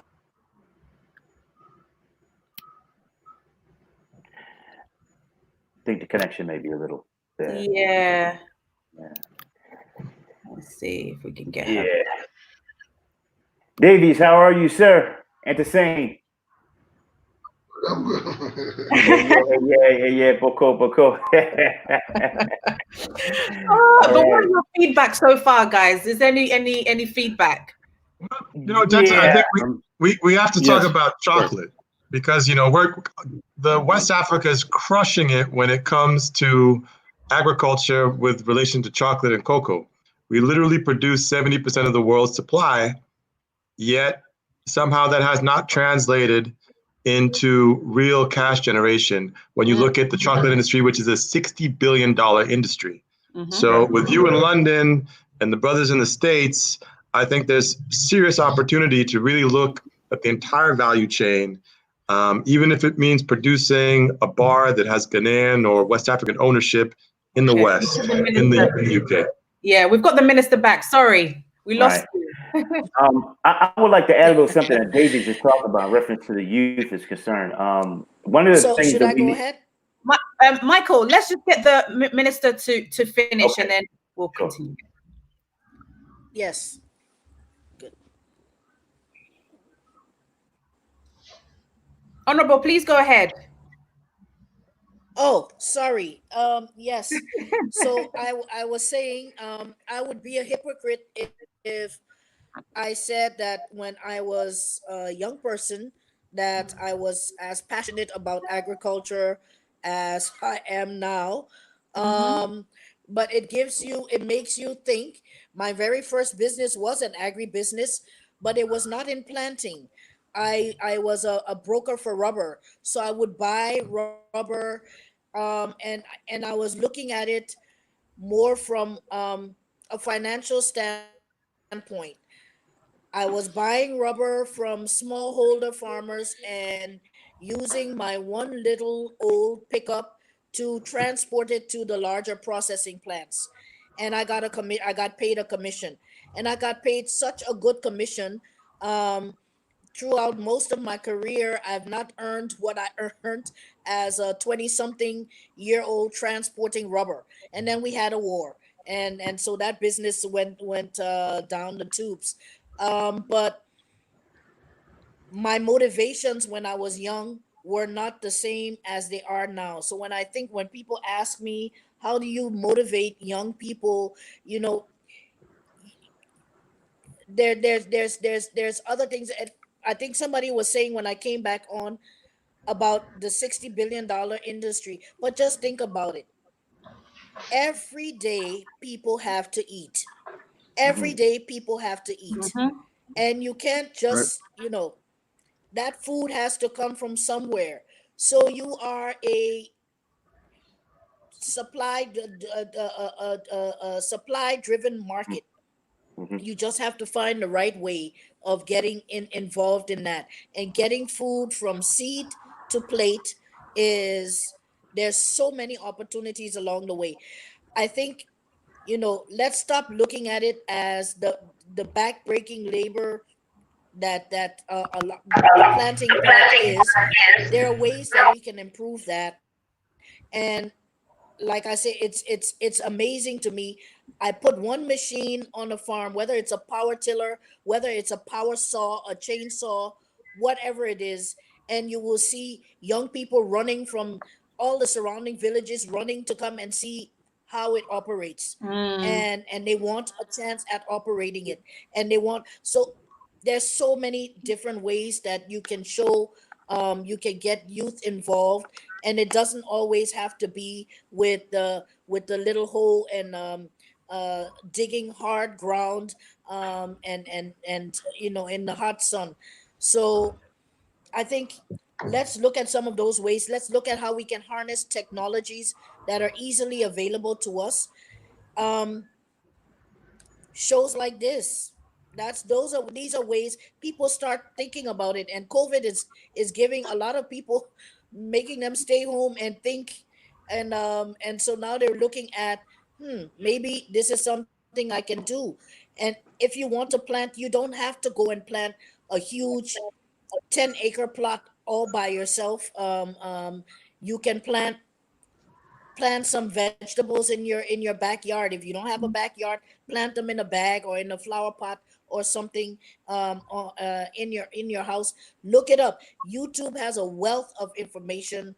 I know I'm using it almost every day, even now, to check, how is this done, and what's the best way to do this. How do I adapt it?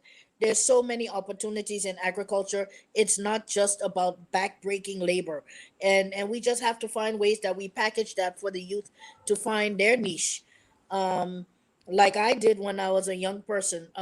Sometimes I said, and I will share this with you, if I hadn't been so successful with my first business, brokering rubber, um, maybe I would have lost the passion for agriculture and agribusiness that I've had all my life. I was like, if I had failed, quickly, and I hadn't seen that there was so much potential and opportunity, it'd be a different story. But you know, that's what it is. We just have to find ways that we can capitalize on that. Thank you so much. Thank you so much for joining us today for an hour and a half. I've had the minister's time for an hour and a half on this topic that we are all very passionate about. And thank you so much. We're going to be connecting, I think. Thank you.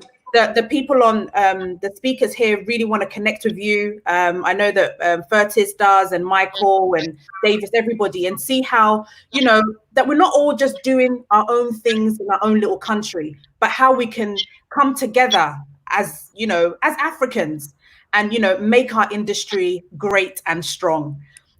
So thank you so much. I will definitely be calling you soon and ordering some of the rice. Please share my contacts with them. I'd be very happy to contact them because I'm interested in everything that they're doing and wanting to learn more. And we have to find ways that we create these networks and sustain them.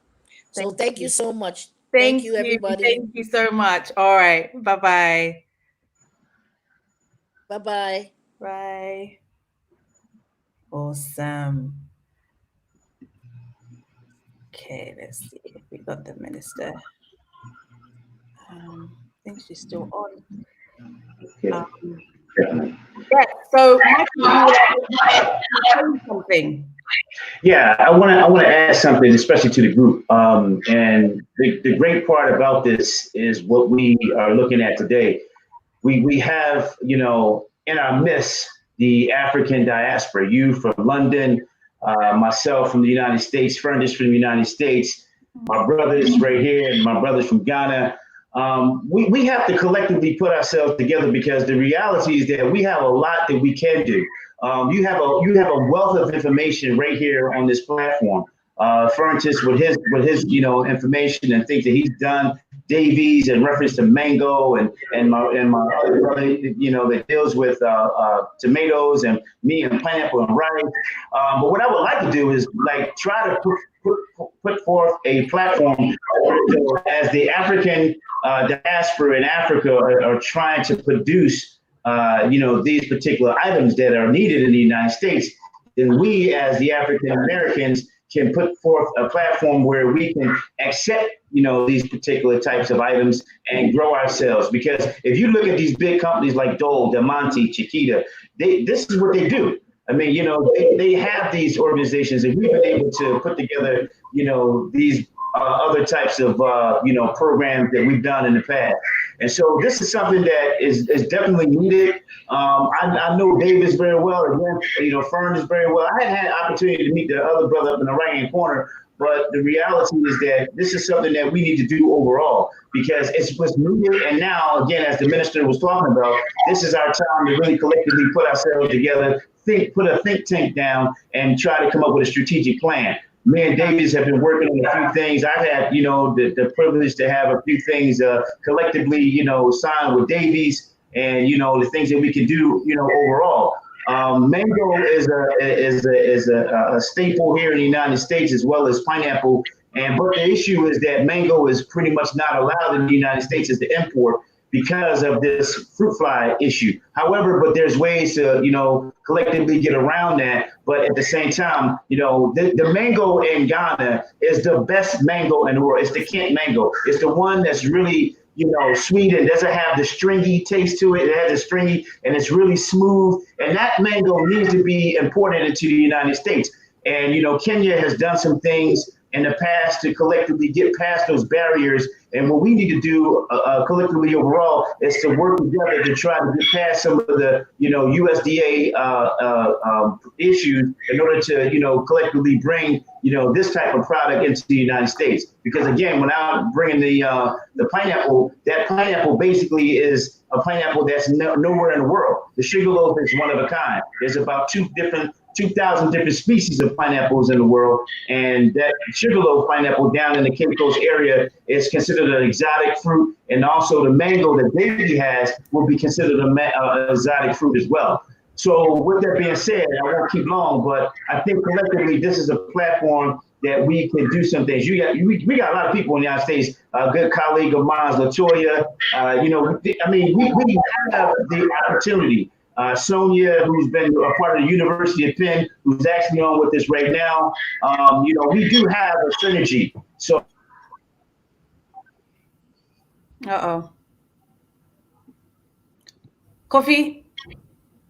Kofi or Fertis, I don't know whether you want to take this question that is on the screen at the moment. Fertis. I didn't see the question. If you can tell me what it is. It says, why are most... What's the question exactly? I do have some things to say.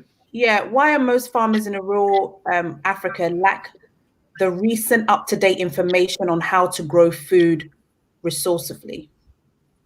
I think there was a question before this. He was rather saying why. This is an answer to the question he posed himself. Yes, he was talking about extension. That we need to deploy a lot of agri extension services in the industry. And he said the reason being because most farmers in rural Africa lack recent up-to-date information on how to grow food. How do we get information to people? How are you to get information? Yeah, so this is it. So this is why we encourage most of the farmers to either join any farmer-based organization or what. Because you see, there's one other issue people don't know. The agri extension officers are like our doctors. If you go to the health sector, they are like our doctors. And you can't do anything without them. So we have been encouraging most of our farmers, especially producers within the sector, to either identify the district or the municipal agri officers and register with them. And again, they should also be part of most of the farmer-based organizations where dissemination of information is being done. Because this, if you go to most of the rural areas, we have the likes of the USAIDs, the GIZs, the donor agencies move in there to train. I mean, give them a lot of training on, unlike even the South. Most of the training go into the rural areas, even than the urban areas. And you can only benefit from that when you know what is going on. And the only way to know what is going on is to either belong to any of the farmer-based organizations or being known and identified by the district agri officers. So it's very important they do that, because they currently, like they said, day in, day out, new things are emerging in agriculture. And if you really want to stay relevant in agriculture and take it as a business, the way to go is to learn everything. And so you can't be loose out. And when you don't know most of the things that are going on. And that's why Kofi Annan, for instance, is doing something like greenhouses. How many people in the rural folks even know greenhouses? All they know is recycling tomato seeds and still planting. They don't even know that there are varieties in tomatoes where if you really want to keep your tomatoes, extend the shelf life in others, there are varieties you need to produce under a certain environment, like not open but closed environment like the greenhouses and other things. People are not really aware, and this is why we think that the agri extension is key. I support whoever spoke of agri extension is very, very key. Once we're able to do that, I think it will also go a long way. Okay, Fertis, you had something to say. I think actually there's so much to cover here that Dinta, I would like for you to possibly have like 3 shows maybe dedicated to this. Part 3. Honestly, because there's a lot that a lot of things came up. I have things that I would like to cover, but I don't want to get too in depth, and I don't want to lose your audience or anything like that. Yeah. Getting to the issue of youth and job opportunities and addressing that based on the last question you asked the minister. Right now, with COVID-19, I've been doing a lot of advisory to strategically look at how to solve a lot of the complexities of having enough food in Ghana and different areas, and looking at a lot of the issues pertaining to how to deal with emergency preparedness and COVID-19 and social distancing on farm level, on processing level, on supply chains, on every aspect. I want the youth to understand that this COVID-19 situation, and everybody in this audience, I want everybody to really understand it. This is a bit of a reset button, okay, for the world. Yeah. So when I say that, there's golden opportunities, even though things might look bleak, there's golden opportunities that exist for simplicity in solving some of these complexities within the agricultural sphere. And I really would like people to look at this. So it's something I look at phytosanitary a lot. I've done the APHIS certifications. I do Global Gap. I do BRC. I know what it takes in order to pull together an operation to get them to export or to sell them into the local market and meet those requirements. But there's a lot of other complexities for a youth to look at, issues around packaging, all the phytosanitary compliance related issues, restaurants, hotels, even the certification process around. In order for people to bring people to your country, implementing swab tests, hotels, restaurants, certification procedures, everything else around it to show that there's quality restaurants and people have taken these precautions, and so that they'll go there and generate commerce and build supply chain.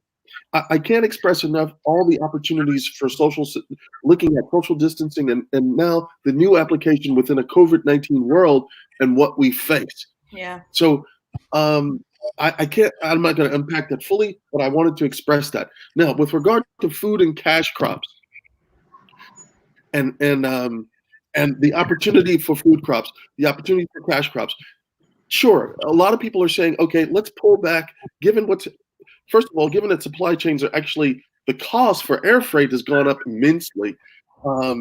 Shipping costs have just gone up. Even trucking costs, if just things are really, really creating a lot of different issues. A lot of countries are saying, hey, look, we're not going to sell some of our prime commodities like rice or maize or this or that because we need to look out for our own communities. So this, in my opinion, compels the African continent to really look at dedicating, and financial institutions, African Development Bank, all these institutions, to look at really how to unpack the financial wherewithal for delivering loans to the agricultural community, and not just farming, but the supply chains related to that. Coal trucks is an area that we need lots of coal trucks in Ghana. We need people that can handle fiberglass, that can repurpose vehicles to create trucking operations, cooling systems, the whole bit. I can't express enough the issues around the engineering mechanization that needs to be implemented, and that young people can be involved in this process. And it's simplicity. It's not complicated things that matter. I'm going to give you a good example. I was with a friend of mine, and we noticed that a gentleman was planting, and this was in Kenya, actually. We noticed that a gentleman had these unmarked trucks just showing up all the time at this massive field. And he was planting Napier grass for cattle. And nobody knew what he was doing. He had unmarked trucks taking away the Napier grass.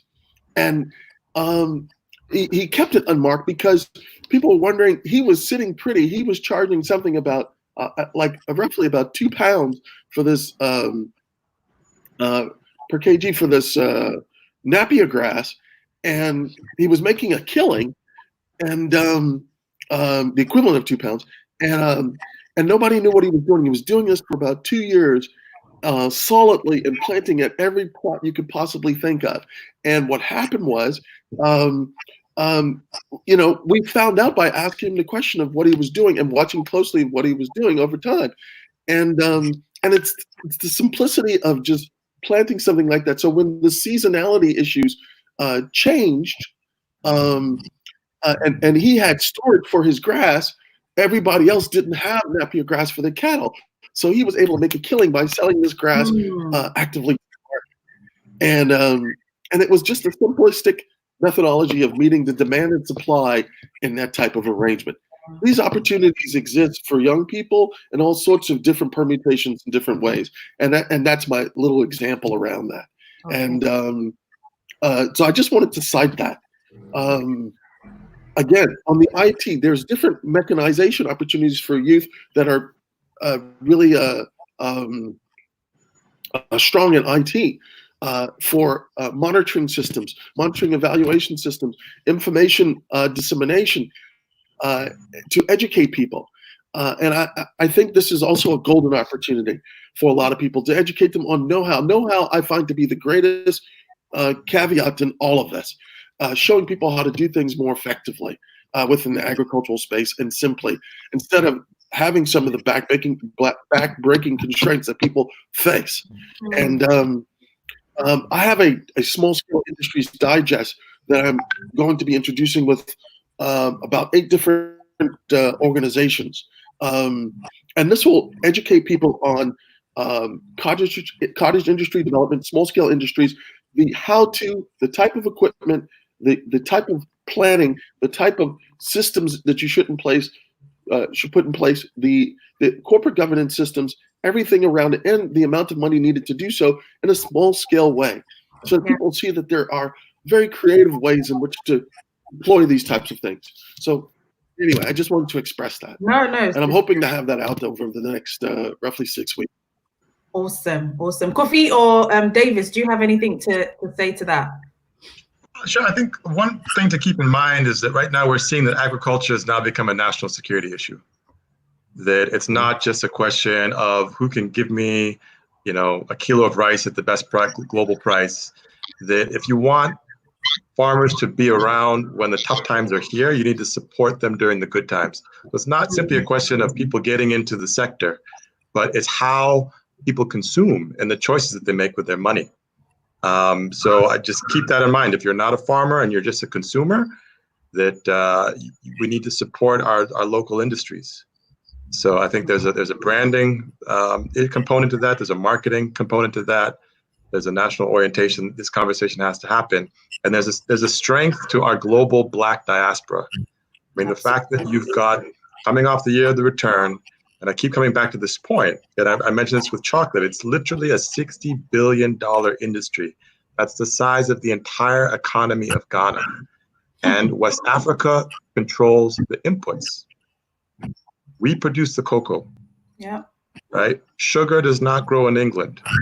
No. It comes from Brazil, right? We've got brothers and sisters in Brazil that are working in that industry, right? So vanilla does not grow in New York. It's coming from Madagascar, right? So why is the global South, why is Sub-Saharan Africa giving up all that value? And it's literally, right, we're getting maybe 6% of that value chain. We need to collaborate with African Americans. We need to collaborate with Ghanaians, Africans in the diaspora, and own that entire value chain. Absolutely. I could see. I can't stress enough about vanilla. Michael, I can see that you wanted to say something there.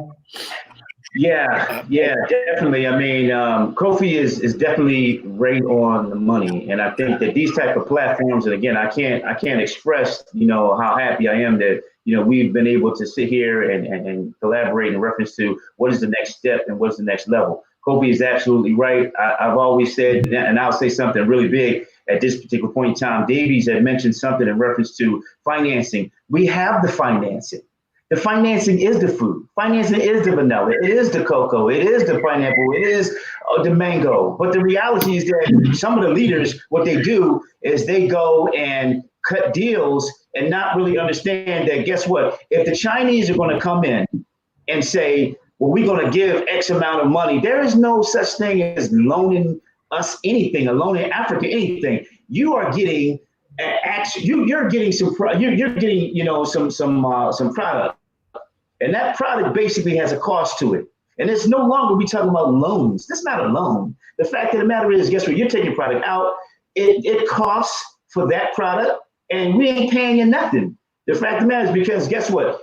There's a product inside of actually it's the Congo. It's called Cotan. Cotan is in every cell phone. And you can't put together a cell phone without Cotan and gold. So how is it that they're taking the Cotan out and not having a price on it and saying, listen, this is what it costs, and if you're going to bring in product or you bring in money, then guess what? This is not a loan. This is the cost for that. So I say all to say, we definitely, this is the time, this is the platform. The COVID-19 actually gave us an opportunity to really put together our thinking caps and put our caps in what we are talking about. So therefore, what we need to do overall, the African leaders, Liberia, Nigeria, Ghana, we all have to say, listen, no longer are we taking loans from nobody. We're not taking no more loans. No, the World Bank, the IMF, no. The fact of the matter is, if you're taking any product out of this country, then it comes with money. And that's what and that's how we generate our own flexibility. So I'm going to be doing the same thing here in the United States and say, listen, this is what we need to do. The World Bank and the IMF, the Federal Reserve, it works in a specific type of way.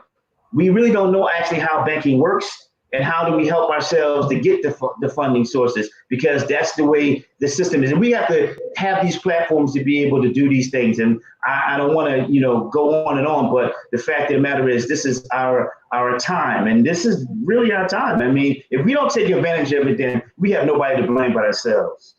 Absolutely. So, it's true. Absolutely. So, while you're asking words, I think we're going to 2 hours, so I think we do need to wrap it up now. So I'll just go to everybody. Everybody has their last few words, and then we'll wrap up. Whilst everybody, we can mute, because I think there's a little bit of feedback. So, Davis. Okay, thank you very much. I think what I'm seeking for is for Africa to build captains of industry. I mean, they should look for about 100 people and support them. Once they do that, we'll change the narrative. Because I tell you what, we have people who are committed, who have moved agriculture to another level with their own money, not managed from back. So all they need to little push. Once they do that, you see another. Because I believe that Africa, we can feed the whole world. I mean, and like I said, I believe in agriculture-led industrialization. Once we have the produce, then we will be able to add value. Because people talk about quality, branding, and other things. All these things come to place. But then do you really have what it takes to do that? The answer here is yes. But the yes and no. No, yes, you have people who can do it. No, the financing is not there to be able to do that. So this is where we think that every government talks about PPP. But then until they have the biggest pest, government, until they spend, the private sector can never be viable. And this is what we are looking at. That because if they want to leave us to go to the banks to do 28 to 33%, it will never work. Yeah. It will never work. This is the time, I believe, that now is the time. Now is the time for us to change. That's our new hashtag. Now is the time. There's no other time but now. That's the hashtag. Exactly. No any time than now. So thank you very much. Thank you, Davis. Thank you so much for joining us. A lot of people are asking for all of your contacts. Are you okay if I share emails? Yeah, you can do that. I've been doing a lot, so you can do that. Okay. Thank you so much. I can be reached at www.ashantiproduce.com, CEO@ashantiproduce.com. So I'm real easy to reach and reach out. And the reality is that we really need to do many more platforms like this. And because I'm going to get as many people as possible to join in on this platform and to see if we can raise whatever type of awareness and also the financing to be able to, do some of these projects. And to last little point I'd like to make is that we have a couple of entities here, like Produce Junction and different things like that. Africa basically has all the opportunities and the product to be able to be a major player as far as agriculture is concerned. So with that being said, I can be reached again with that www.ashantiproduce and CEO@ashantiproduce.com as well. Absolutely. Thank you so much for spending your hours with us. We really appreciate it. And definitely now that I've been told to do a part 2, I have no choice but to do a part 2. But thank you so much, Michael. I'll move on to Sape. Yeah, well, the sustainability within the sector really lies in the youth and it lies in women within the sector. And we need to understand that government has a huge and humongous role to play. Government needs to create real value, not political, but real value within the value chains. Most of the governments within Africa are playing politics with agriculture, and that is not the way forward. So you would realize that everything is a mirage within the space. We need things that are real and tangible that we can access, So it's so important that we create that value within the value chains. Yeah. Attract all these young people to come within the space and automatically that space would develop, and would it have to bring in too many interventions coming left, right, center? So that real value needs to be created. Is going to be done by the youth and then the women within the spaces. So it's so important, and that is how I'm going to end this conversation. There are a lot of young people that have reached out to me personally.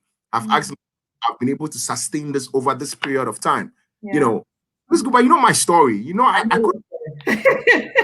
I've had like capital challenges. I've had issues. All the time.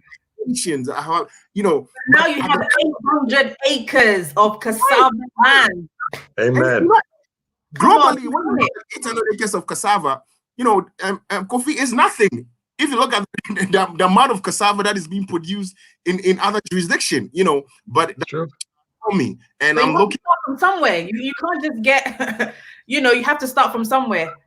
Definitely. And we cannot really play down the role of government, because assuming that you get into space, Kofi, the vegetable thing, horticulture is so difficult. When I started out, I was a vegetable farmer. I quit. I'm not even going. Oh, you lies, bro. I quit really because I had gone cucumber, and I was running around somewhere in Mampong trying to look for other things to support my agricultural project. I came back in 2 days' time. All the cucumber on 3 acres had wilted. I said, you know what? I'm not doing this anymore. It was a reflection. Yeah. And I'm telling you the truth.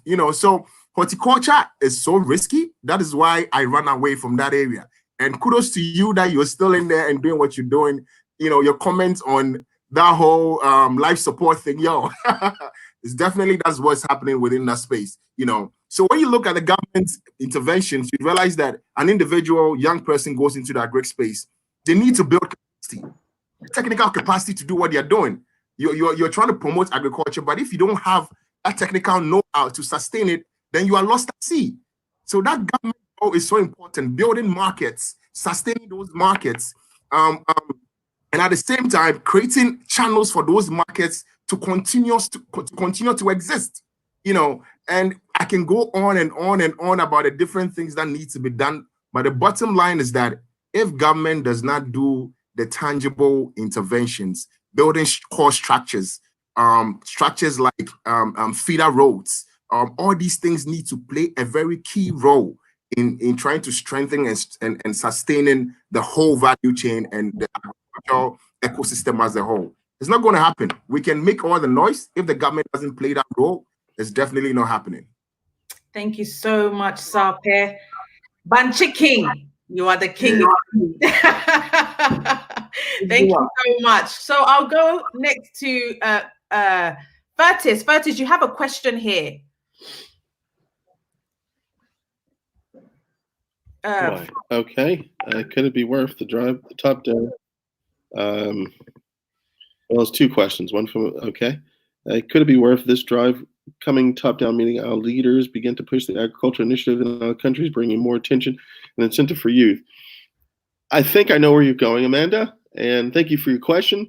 I think, first of all, I'm pushing particularly for women and youth in my advisory capacity to mobilize initiatives that would help the youth. As was mentioned throughout in this entire relationship, in this entire talk, was know-how. And sometimes you don't have to have the youngster that attended X university or what have you. You could be in high school. There are lessons to be learned and techniques really by just studying the situation. And I think there's some unique opportunity for youth. How to unpack that? What is the best way to disseminate that and get that information out? Well, social media that's the winner. Within the COVID-19 world, I see more opportunities because of this. Not less, more, because of the need. And the need has a direct relationship to phytosanitary compliance and being able to process, pack goods, and everything else around it. with the COVID-19, everybody said, okay, the wet markets in China caused this, and Wuhan and everything else. It's quite possible. People killing chickens right there, blood splatters, all sorts of hygiene-related issues and everything else associated with it. These types of phytosanitary issues are, in my opinion, integrally related to COVID-19. I think that understanding how to manage social distancing, manage processing, food processing, because that's heavily what I'm involved in. Yeah.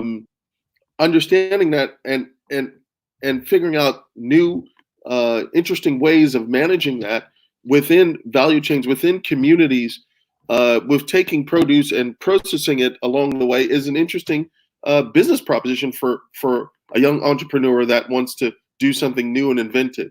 I could go on for coconut, which has the longest value chain of any fruit that I know of, and the processing of it. I've worked with young coconut producers here and what they're doing to address issues of water, of for instance, for planting material.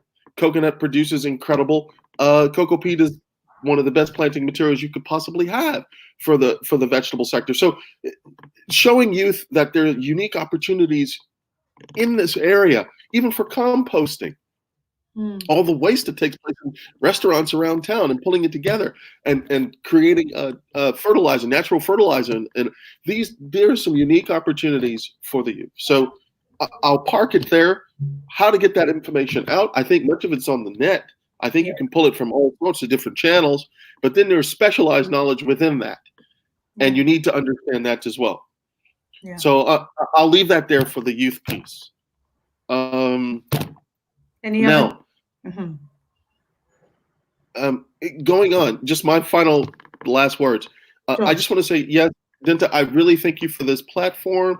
I have a lot to say. I hope I was able to communicate my words to your audience to get them to see that there's some very unique opportunities, and what Ghana is doing is extremely unique, and Ghana has a golden opportunity compared to a lot of other places.